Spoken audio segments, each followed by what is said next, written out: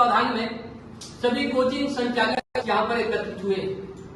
लखनऊ में 22 जून 2026 के दिन एक अत्यंत ही दुखद घटना हो गई, जिसमें हमारे शहर के अन्य बाहर के कुछ बच्चे उन्हें अपने जीवन से हाथ धोना पड़ गया, जिसकी कमी ये रही कि वहां पे एग्जिट की व्यवस्था नहीं थी। इसलिए हम सभी अत्यंत ही दुखी हैं।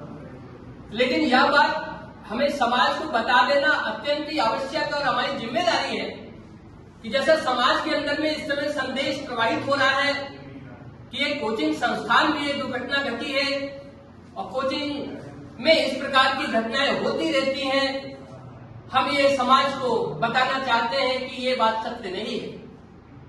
वो कोचिंग संस्थान नहीं था, वहां पे कार्य हो रहा था। हालांकि हम उसके लिए दुखी हैं। इस बात की आड़ लेकर अभी लगातार हमारे संस्थानों पर फायर ब्रिगेड, पुलिस और एनडीए के अधिकारी पहुंचकर बिना कोई बातचीत किए कोचिंग को सील कर दे रहे हैं। यहां तक कि तमाम लोगों ने कोचिंग बंद कर दी, तमाम लोगों ने बच्चों की छुट्टी कर दी।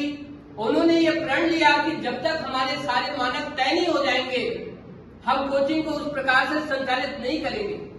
इसके बावजूद भी कोचिंग पर पहुंचकर और बिना एक शब्द बात किए उसे सील कर देना, ये न्याय नहीं है।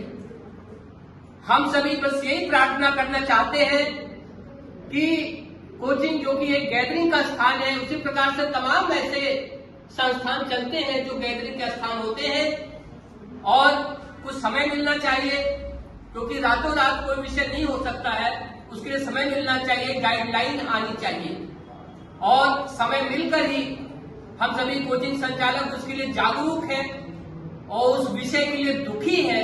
लेकिन समाज को बताना हमारी जिम्मेदारी है कि ये घटना कोचिंग पे नहीं हुई।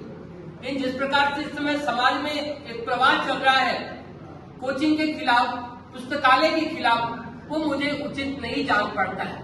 यह हम सभी की जिम्मेदारी है कि ऐसी दुर्घटना हमारे आसपास ना हो।